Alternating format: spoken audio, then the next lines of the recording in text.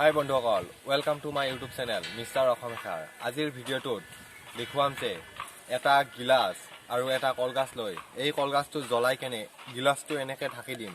তাৰপিছত কি হয় চাও বলকচোন। জ্বলাবলৈ ওলাইছোঁ, এতিয়া কলগছটো জ্বলাওঁ।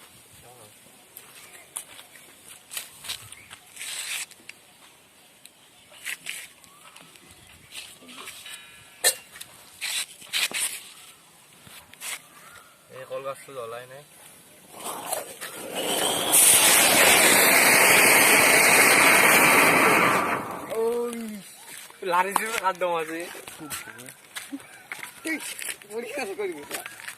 এয়া চাওক, একদম ইটো জ্বলি শেষ হৈ গেল। মানে মই ভাবাই নাছিলো এনেকে জ্বলি যাব যে। এয়া দেখছে না, একদম জ্বলি একদম বেয়া হৈ গেল। একদম মাটিটো একদম শেষ হৈ গেল, গিলাচটোৰ অৱস্থা বেয়া হৈ গেল।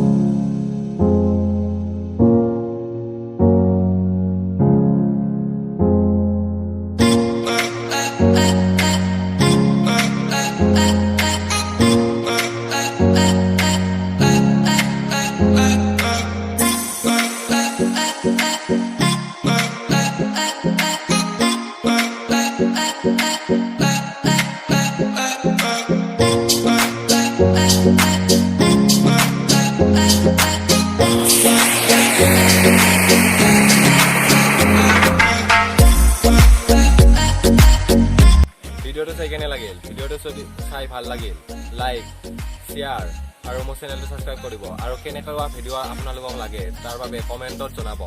আৰু মই ইয়াক এতিয়া লগ পাম আপোনালোকক ইয়াৰ নেক্সট ভিডিঅ'ত। তেতিয়ালৈকে জয় আই অসম।